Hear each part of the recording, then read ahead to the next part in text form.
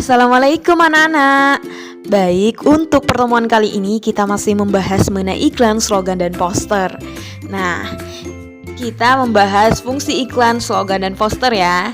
Nah, ini beberapa fungsinya. Yang pertama sebagai sarana informasi. Yang kedua tujuannya adalah untuk memengaruhi pembaca atau penonton. Kemudian sebagai sarana edukasi. Dan yang terakhir sebagai sarana mempopulerkan jati diri. Baik, maksudnya seperti apa? Yang pertama sebagai sarana informasi, yaitu tujuannya memberi informasi kepada pembaca atau penonton yang melihat iklan yang kita tawarkan. Kemudian yang kedua, persuasi atau memengaruhi. Maksudnya, iklan, slogan, dan poster digunakan sebagai sarana mengajak atau mempengaruhi halayak untuk mengikuti apa yang diinginkan, baik dalam iklan, slogan, dan poster. Yang ketiga, sarana edukasi. Nah, fungsi ini disampaikan dengan penggunaan kata, gerak, dan gambar yang menarik. Tujuannya untuk mengingat produk yang dijual. Selanjutnya, fungsi yang terakhir yaitu sebagai sarana mempopulerkan jati diri. Fungsi ini disebut juga dengan promosi. Dengan kata lain, iklan, slogan, dan poster berfungsi sebagai sarana promosi dari suatu instansi, perusahaan, ataupun perorangan. Selanjutnya, informasi dalam iklan, slogan, dan poster. Yang pertama, menemukan informasi dalam iklan. Langkah-langkahnya yaitu mengamati iklan dengan saksama. Kemudian, jika iklan yang kita amati adalah iklan audiovisual, kamu dapat mengamati gerak, suara, gambar, dan tulisan dalam iklan tersebut. Tetapi, jika yang kita amati adalah iklan audio, kamu dapat mendengarkan iklan tersebut dengan seksama. Kemudian, jika iklan bersifat visual atau gambar, kamu dapat mengamati gambar dan tulisan iklan tersebut. Dan yang terakhir, jangan lupa mencatat pokok-pokok isi iklan berdasarkan tulisan, gambar, suara, ataupun gerak yang diamati.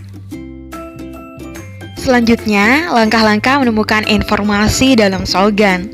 Nah, yang pertama, kamu cukup mengamati kata-kata, tulisan, atau suara dalam slogan.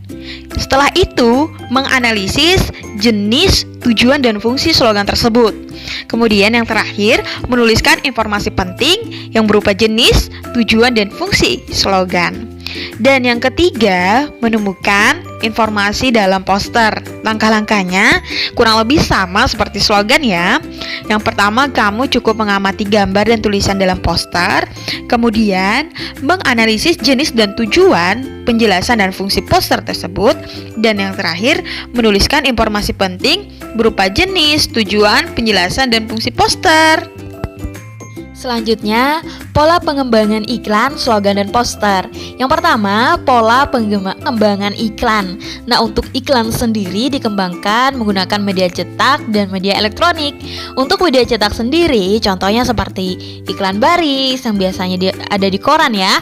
Kemudian ada iklan kolom, terus ada spanduk, floor display, dan flag chain. Nah, kemudian yang kedua, media elektronik. Nah, kalau untuk media elektronik, contohnya seperti iklan internet, iklan radio, iklan televisi. Nah, untuk media cetak yang dalam bentuk floor display, itu seperti pemajangan barang atau iklan di lantai ya. Terus ada contohnya seperti ini.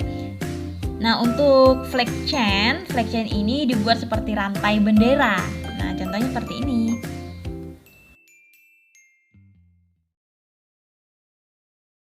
Kemudian, pola pengembangan slogan. Nah, untuk slogan juga sama seperti ya.